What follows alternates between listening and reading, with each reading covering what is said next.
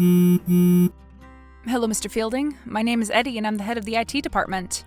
I wanted to send you a warm welcome to our company. I look forward to working with you, and you can contact me at this number anytime. Thanks so much, Eddie, and you can call me Jeff.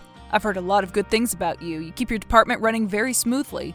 Thank you, sir. We have a great group here. Good to hear. I can't wait to tell you some of my new ideas for the company. Okay, cool. I mean, we're just the IT department. Your new ideas are probably for research and development, or marketing. What do you know about me, Eddie? Not a lot. I know you went to Princeton. Yes, I did, and I'm an extremely hands-on boss. I like to get involved with every department, and I think I have some ideas that will really help you increase your workflow. Okay. Do you know a lot about IT? No, but how difficult can it be? It's just computers, right? I know a lot about business management, though, from Princeton. Great. It's very nice to meet you. Our new boss is a total and complete moron. Hi, Eddie. What did he do now? He took away our chairs, Tina. He took away our chairs. We're IT people. We already have the worst posture in the world from hunching over our computers for a living. That's why we all have the fancy ergonomic chairs. And he took them. It's been an hour and my spine already hurts. That sucks. Why would he do that? To help with our concentration and productivity. I tried to tell him that standing would not make us more productive, and we didn't need to be more productive because we always finish our cases on time. But he would not listen to me. He just went off about how if we stand all day, we'll strengthen our core, which will improve our health, which will blah, blah, blah. Wow. And I thought my department was angry. What did he do to you guys? He looked at our new logo designs for the TV dinner campaign, and he wants us to start over. He said that he read somewhere that consumers don't like sharp edges. Everything has to be round because it's more subconsciously pleasing. I asked him where he heard that from, but he doesn't remember. He just believes it's real, so we have to redo all the designs. Shoot me now. I'm so sorry, but at least you have chairs.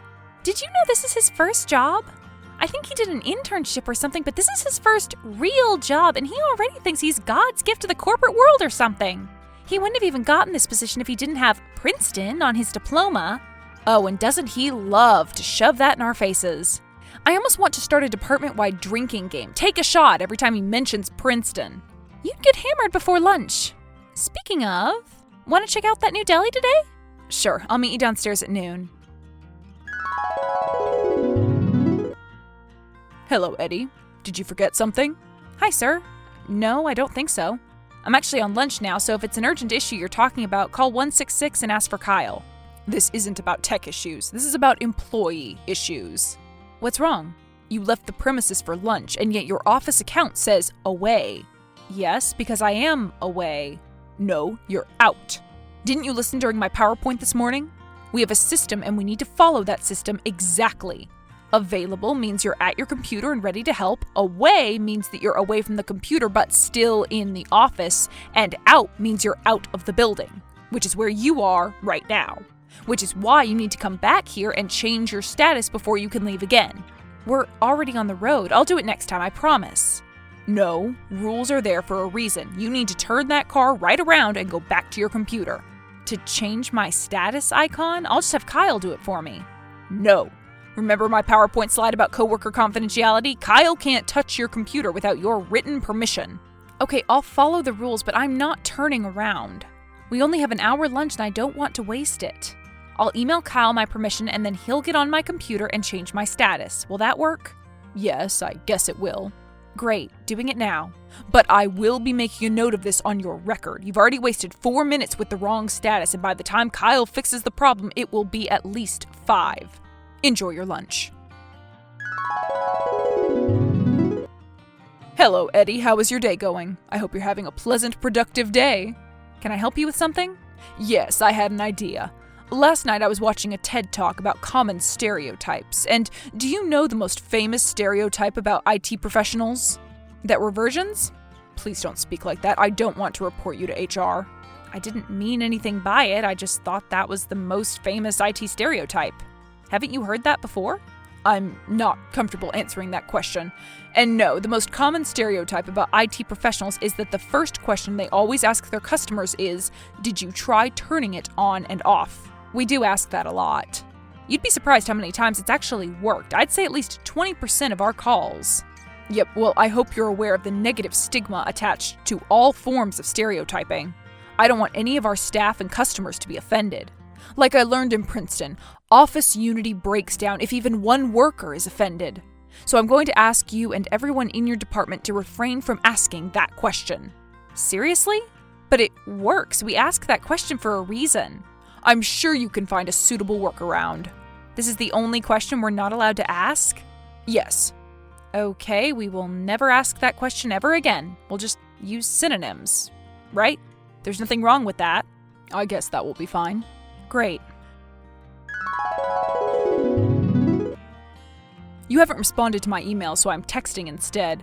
No one in your department is registered for the new security program. The mandatory security program. Right, so it's mandatory for everyone in the office. Yes. So we're already registered in it. Yes. So we don't need to register again. You're being argumentative. When I was at Princeton, we learned to never engage in such discussions. Please go down to the HR department and give them your fingerprints. We already have all our fingerprint cards on file.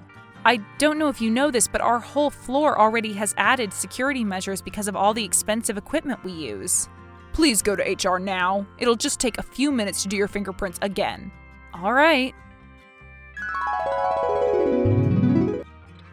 I noticed that you and your staff are getting your new fingerprint cards right now. Yes, as you requested. And yet, all of your computers still say available. Shouldn't they all be away? Yes, we have made a mistake. I apologize. I'll be making a note on your records. I want to scream. Idiot Jeff strikes again?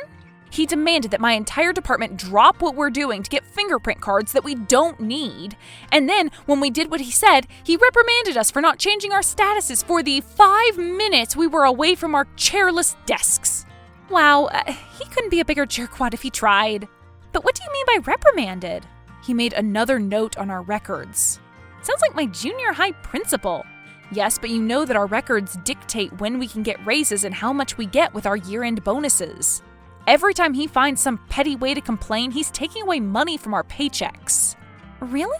I didn't realize that. I've already gotten 4 notes. 2 of them were about my hair scrunchies. I guess you won't be buying that end-of-year jacuzzi after all. Shut up. What are we going to do about this guy? He's making our office so much worse. I don't know, man. Keep your head down. Just keep doing your job. That's what I'm trying to do. But I'm nervous about all these weird security changes he wants to make. Oh, I wasn't paying attention during his presentation. It didn't seem that bad, though. The automatic locks, the 3-step check-in process. He's turning our building into a prison. Do you really think he'd lock us in here? I wouldn't put it past him, especially for my department. What do you mean? Do you feel like he's singling you guys out? Oh, yeah. Me specifically. I've been very good about holding my tongue when he comes up with some idiotic plan to improve things. But I've also been finding workarounds for all his ideas. He banned chairs from our floor, so I ordered beanbags for everyone. He wants us to log all our work in 2 different systems, so I just downloaded a software that duplicates everything. The only thing I haven't figured out is how to mess with his out versus away status nonsense. And it's so easy to forget to change your status when you run off to the bathroom or something. Exactly, but maybe don't try to figure that one out. It's probably better to get back on his good side. Yeah, you're probably right. A complaint has been raised against your department, and I would like to address it as soon as possible. Okay, shoot. Please don't use that euphemism. It might be construed the wrong way. People could think you're threatening violence. I wasn't. Did you think I was threatening violence? No. Great. Thanks for the feedback. What's the complaint? It seems that several people in your department are taking too many bathroom breaks. This could lead to missed deadlines. Have we missed any deadlines? Not yet, but there is a very real danger that you will if you continue to permit more than 1 bathroom break in a 3-hour period. So, someone from a different department and a different floor is complaining that the IT people are taking too many pee breaks? May I ask who made this complaint? I'm not at liberty to say. Sir, I've read through the employee manual recently, and I know that any officially made complaint must be filed through HR, and that any party mentioned in the complaint may request to see a redacted copy. If you want us to create a new bathroom policy based on this complaint, then I'd like to see it. Never mind. Jeff just tried to mess with me again, and I finally know how to fight back against everything he does. Yeah? Over the weekend, I memorized the employee handbook. If he's going to insist on following all these ridiculous new rules, then I'll just use the rules against him. Cool. I don't really know what you're talking about, but it sounds very clever. He tried to tell us we needed to pee less, basically, but I stopped him. I mean, have you ever met a computer guy that isn't constantly sipping energy drinks? We need our liquids. Still a little confused, but good for you. Thanks. I finally stood my ground and there's nothing he can do about it. We can't use our floor's bathroom anymore? Hello, Eddie. Do you have a concern? Yes, I have a concern. I just got your email saying that the only bathroom on our floor is now off limits. You can't do that. I'm just following the rules. With our new security measures, we have to limit the number of times we leave company property. And because your bathroom is also accessible to the chiropractor's office on your floor, you can't keep using it. Where are we supposed to pee? Please mind your language, and you can use the same toilets as the rest of us, just one floor up. That's so far away. We're going to waste so much time going up and down, and with the new check-in rules, we have to go through security every time. That's correct. I guess your department will just have to take fewer bathroom breaks. Sorry about that. Hello, sir. I'm sorry to inform you that my fingerprint scan isn't working. I'm locked out of my department. Hello, Eddie. I'm sorry for the inconvenience, but the fingerprint scan should let you back in. Yes, it should do that, and yet I'm still in the hallway. Normally I'd knock on the door and have someone let me in, but you also created a policy against knocking. So with an abundance of caution, I wanted to let you know that I will be unable to do my job until someone comes and fixes the door. I see. Well, in this instance, I think you can just knock. It's not your fault that the scanner isn't working. But the policy says no knocking. I don't want to break the rules and get another note on my record. Okay, I see what you're doing here and I don't like it. You're challenging my authority. It's not going to work. I'm calling Kyle right now to open that door and he's going to let you in. And if you refuse to enter, I will be forced to reprimand you. Fine, but I hope you realize how much your new rules are hurting this company. I hope you see this as an example of how you've taken things too far. I most certainly have not. In fact, I commend you for following the rules to the letter. However, I will make a note of your insubordinate tone during the above messages. Of course you will. Eddie, you've been at this company for over 10 years and I would hate to see you go. Please remember that I have a board meeting this Friday where I will present all the positive changes I've enacted. And I will make recommendations regarding any employees who do or do not fit into our corporate family. You do not want me to mention you or your department at this meeting. No, I do not. Sorry for my tone. Hello, Eddie. I apologize for messaging you right before the end of the work week, but I need to give you a heads up. Another new rule? No. I just completed my presentation to the board, and they were very happy with the results coming out of your department. Okay, great. However, I've explained to them about the difficulties you and your men have had in regards to company morale.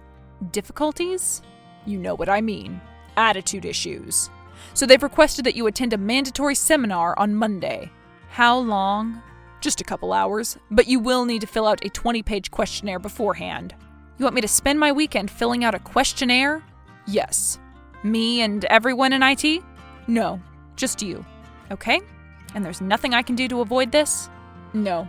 Honestly, the only reason I requested this was because I knew how helpful it will be for you.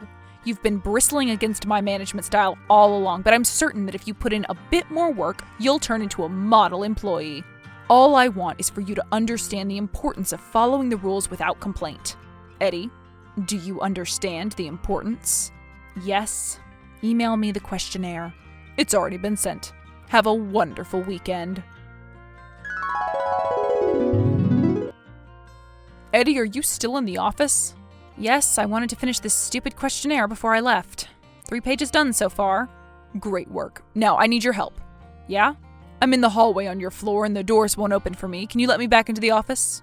Why are you on our floor?